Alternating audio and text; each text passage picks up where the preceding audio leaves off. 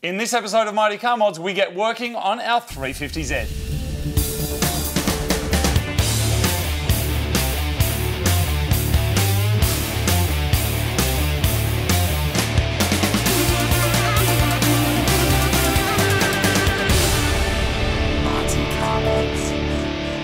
Welcome to another episode of Mighty Car Mods, where we are working on our 350Z, which is inspired by some of the stuff you can do in Need for Speed Payback. That's right, we're back on the Nissan train, everybody. Choo-choo! Also known as Chop Chop. Now, since you saw the car last time... Boom Boom, your car just blew up. Also known as Boom Boom will defeat all Subarus. Anyway, as you can see behind me, there's a whole bunch of boxes. Since you saw the car last time, we have been on the Interballs. We have ordered a whole bunch of mods. We haven't looked in them yet. I can't actually remember even what we got, to be honest. Do you know how when you order stuff off the internet and it's always exactly what you ordered, and it's always a kit, and it's always bolts on, and it always works? None of that ever happens. So we're basically going to go over there, we're going to get a box, whatever's in there, we're going to pull it out, we're going to install it on the car. There's still some other things that we still need to get, like a door, a bonnet, like some bumpers. Otherwise known as the profit margin on the car. And a pest exterminator, of course. Or maybe a pet catcher or something. There is a large spider inside this vehicle, but it's going to be an amazing day. So let's just hook right into it. And how long have we got to do this again, Martin? 2 days? Yeah, I think it's 2 days. I think it's got to be at the paint shop in 2 days. So let's Yeah, let's do it. So we've got just a couple of days to give this car a complete makeover that'll make it capable of achieving some of the driving that you can do in the game, which includes street racing, drag, runner and drifting. So coilover is one of the easiest things to do if you want to start getting your car ready for the track. Gives you a lot of adjustability, including damping. We've got height adjustment, which is probably the big one, and preload on the springs. And really, really easy to install on this particular car. Are they, Martin? We're about to find out, aren't we? We don't have a hoist in our shed, so we're using a quick jack to get the car up to a workable height. We're going to be spending a lot of time under the car, so it makes it a bit easier and safer to access everything. It also means we can quickly and easily get the car up and down when we're setting up suspension.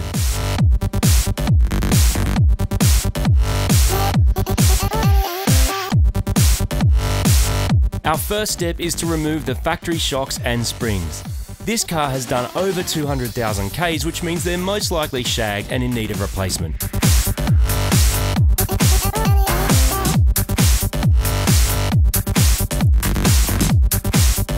We're upgrading our suspension with a set of adjustable coilovers. This means we can customise a number of different aspects of the car's handling, including height and how firm the car rides.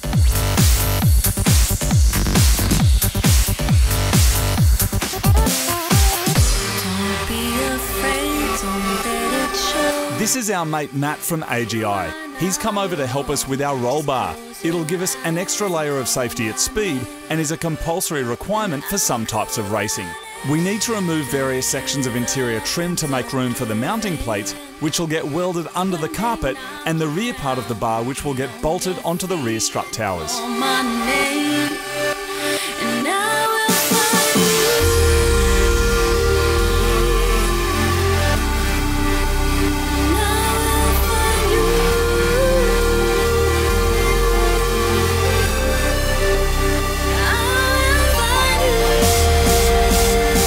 While Marty gets the front coilovers sorted, I'm scraping back the factory sealer so we've got a clean section for welding in the base plates.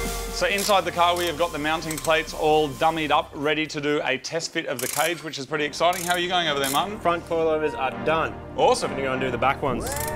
The roll bar will be assembled inside the car, but for now it's just about getting it in the correct position so we can mark out where it will connect to the car. With the final measurements done, we can weld the mounting plates to the floor. Meanwhile, I've got the rear suspension almost sorted. Because of the design of the back of the car, we won't be able to access the top of the shocks to make damping adjustments. So we're installing extensions that will poke out the top of the rear strut brace and will allow us to make changes from inside the cabin.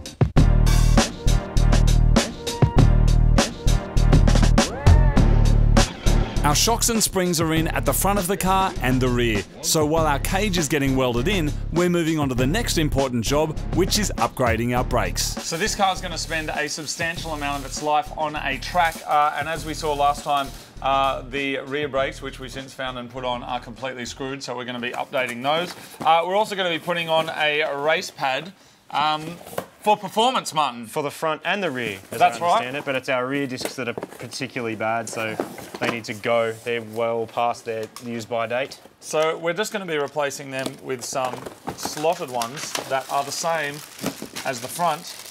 And Martin, not many things feel better than a mad new brake. Yeah, they look good, don't they? Look at that. Yeah, that's mad. They're so big. They're huge, substantial. Huge. Just slap them on. Our particular 350 is a track edition, which means it comes with upgraded brakes. The front discs are aftermarket, but the rear ones are worn out and warped, so we're going to upgrade the rears to match the front with a set of slotted and vented rotors.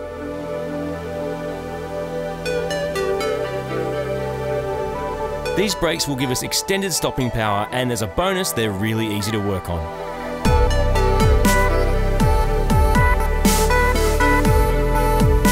Our roll bar base plates are welded in, and after a quick spray of paint to stop them from rusting, now we can drill out the mounting points for the rear bar supports. With this done, now we can install the bar into the car. When you're installing a roll bar or a cage, don't fully tighten everything as you go. You want to get all the different pieces in place and insert all the bolts. Once you know it all fits, then you can tighten up the whole thing and check it again once you've driven it. Our roll bar is done, and Marty is finishing off the brakes. So we're throwing some brand new pads into our front Brembos.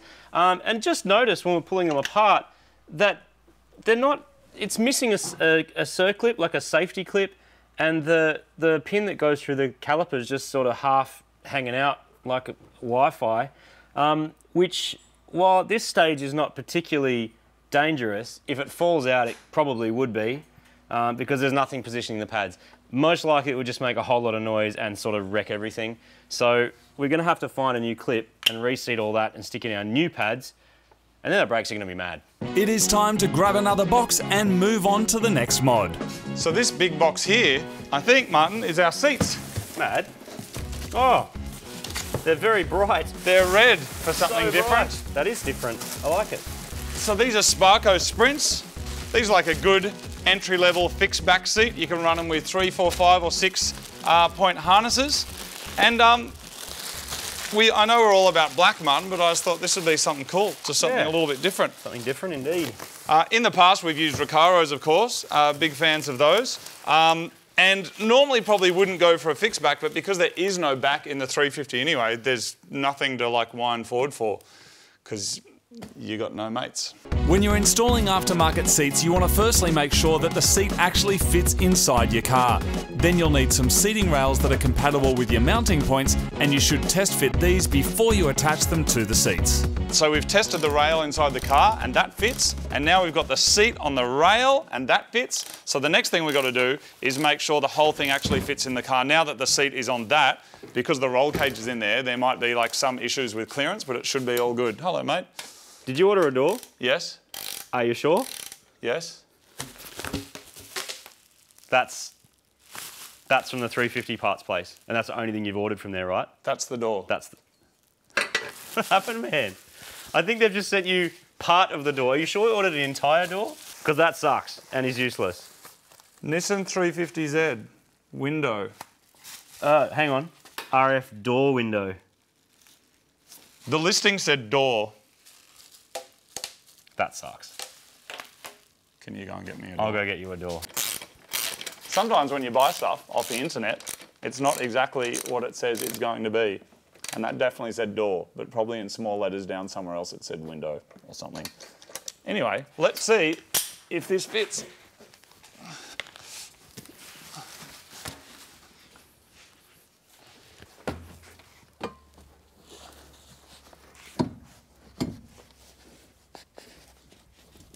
Awesome.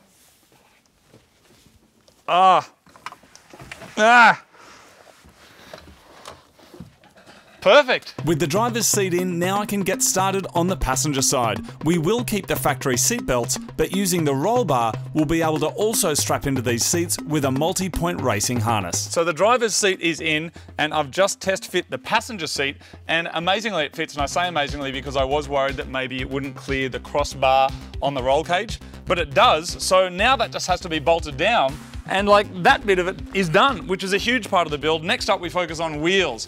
Wheels is something that's going to like either make or break the project because that will decide your height. It'll like we've got to work out offset. We've got. I got your door. Oh, door time. Door's here, dude. All yours. What colour is it? Silver. I even got the matching colour. That's awesome. It's pretty mad. Thank you, Martin. The seat's awesome. Yeah, the seat. Man, try sitting in it. The driver's one is already bolted in. Yeah, this is sick. Oh, well done, Martin. Well done, Martin, everyone. That's hilarious. Everyone, Martin Mulholland. Yeah. He's performing every night here at the Comedy Festival. It's got a Yarra store. Let's see how well that fits. How's that feel, buddy? You love that? How about them springs? Yeah, look at that, mate. Dude, that's a good fit. It actually almost fits. Did you actually get a 350 door as well? No. This shit. You did get a door, right? Can I ask you a favour? Did you actually get a door? Can you call the idiot you bought the car off and get the door that is just not here? It'd be so much easier. Did you get a door or not? No. Yaris. All right, I may have failed at door, but I have got our wheels and tyres, which is pretty exciting. Got some mad RE003s on and some JDM Weds 18. These are 18 by 9.5 on the front, and then I've got 18 by 10.5 on the back, which is pretty cool. Same RE003s are on all our stuff. They actually look pretty good, man. They look good. There's one problem with this picture. Yeah, it's out there. There is another one? Yeah, okay. it's out there. So this is pretty good, and to me, that's really good fitment on the front. I think for the rears, we might actually need a bigger tyre, but there's a few considerations with this car. You've got Brembos, so you need heaps of room behind the spokes to fit your big brakes. And you've also got really big wheel arches, so you've got to sort of balance that up. We've done that by getting a staggered set, but we might need more rubber on the back. We just got to kind of fit it up and see what it looks like and decide. What is cool about these is you can get these exact wheels in the game. Yeah. And you can put them on your mad 350 in Need for Speed Payback. Yeah, it's pretty cool. Or in the real world, as we will attempt to do right now. Yeah. It's important to test fit aftermarket wheels and tyres because offsets and sizes vary so much between different kinds of wheels. We want to make sure these rims clear the brakes, don't foul on any suspension components or get hacked up by the guards. With that done, we can see what it's going to look like. It'll need to settle a bit, so it might not be full low straight away. Oh yeah, it is. It looks good. That looks great. It's really good. I reckon it needs more tyre in the back of it, man. Don't you reckon?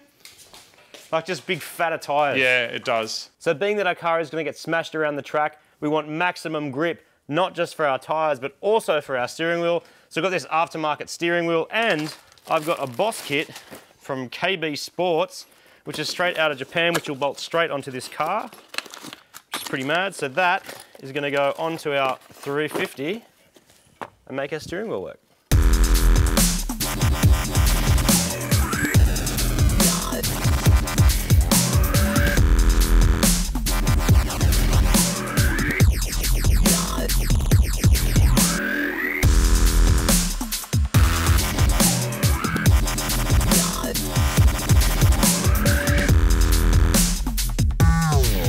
The steering wheel's in. That is the best Boss kit by far I've ever used. Proper JDM, mad instructions, plugs and wires and everything just to make it work. I've got a door.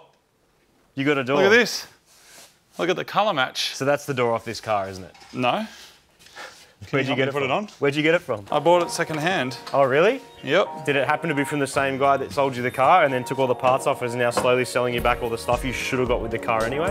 So it turns out 350Z doors literally cost more than Marty's Daihatsu Miura. But we have one now, and unlike the Yaris door, this one actually fits. Sweet. That's perfect. That's actually the door off this car, isn't it? And you've just written on it with Wrecker pen. Most of the time when we're working on cars, they end up supercharged or turbocharged, but we are keeping this one naturally aspirated for a couple of reasons. A, the amount of time we have to do this build. Also, they just sound freaking amazing naturally aspirated. They really scream. But how do you make more power? Well, you want to get more air in, you want to get more air out, so we have to free it up. So to do that, we have some long tube headers, which are specifically made for 350. These are made by a company called PP Engineering in America, who sent them out, which is pretty rad. Really awesome bit of kit, proper stainless, big custom fabricated things. And you can see from all the banana bends in them, just how rad those are. Far out, that's awesome. Yeah. And so these will go, bolt these onto the side of the engine, and then we've got a full exhaust system to put on the back of it. And this is a big job, isn't it? Yeah. Like this is like radiator, drop that, get rid of all of this. Nissan Z cars are famous for being a pain to work on. You can see like there's no space to get your hands down there. So a lot of this is going to have to come out. We're going to get to it from the bottom as well, pull all the old stuff out, pull the exhaust off, and then find a way to bolt those on. Long tube headers are a popular choice for naturally aspirated cars when trying to extract more power. The aim is to make the exhaust as free-flowing as possible, but they can be a real challenge to actually fit on your car. In our case, we have to drain the radiator and remove the coolant hardlines on the side of the engine so we can access the bolts that hold the factory headers on. While that's draining, we can get started removing the factory exhaust system. Nice. We're also taking off the engine intake, which needs to be removed so we can access the factory headers. We're going to be installing a performance exhaust system so the factory one can go in the bin. But before we crack into the headers, it's time to check out our internet special replacement bonnet. So this here is a carbon fibre bonnet. It's lighter. Bonnets are really heavy. Yeah, that's actually a thing. Especially steel ones. So it's substantially lighter. Oh wow, it looks cool. Yeah, it does. And it's also going to give us an opportunity to do something else to give this car a bit of a unique look, something we haven't done before. You got on your end? Yep. And up. So we've got a mate coming down who's an artist, and he's going to be doing some cool stuff on this bonnet for us. Looks like it might even fit.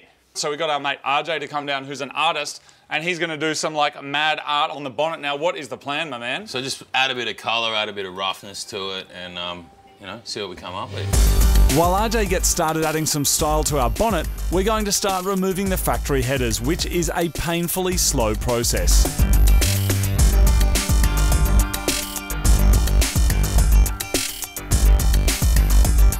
We've been on this part of the build for a couple of hours now, just doing this. We saw some reports that doing these headers takes around 10 to 12 hours. Crazy.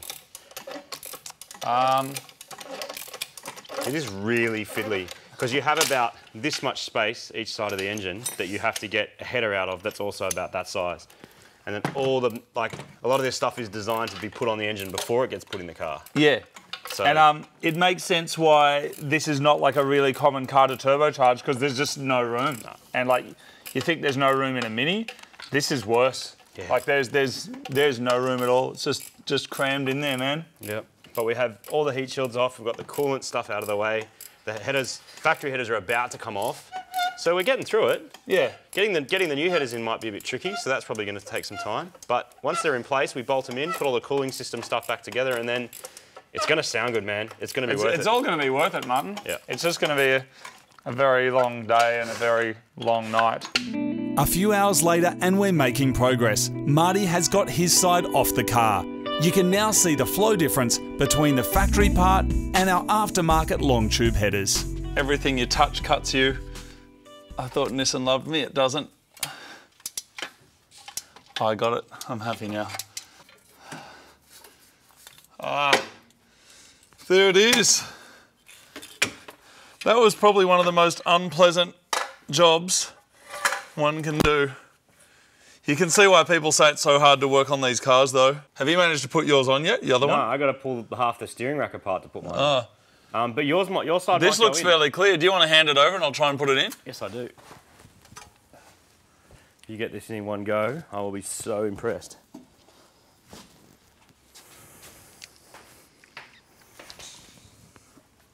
Thank you, mate.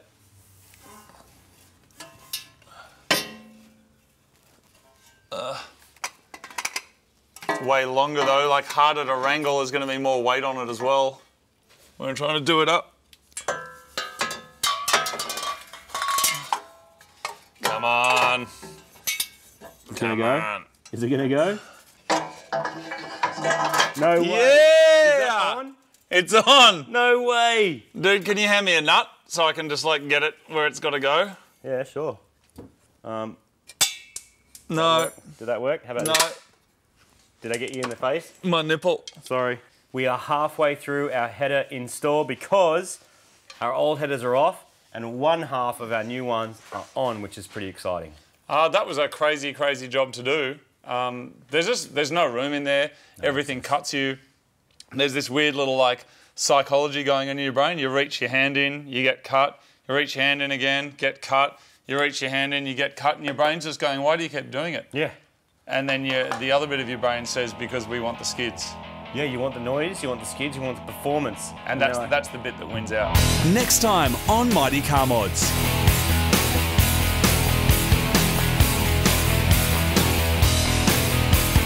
So I'm just going to get whatever fixes the problem before tomorrow. A 350Z and an R34 is a different car. No, they're not the same thing. They are two totally different cars. Oh, that was stressful. Yeah.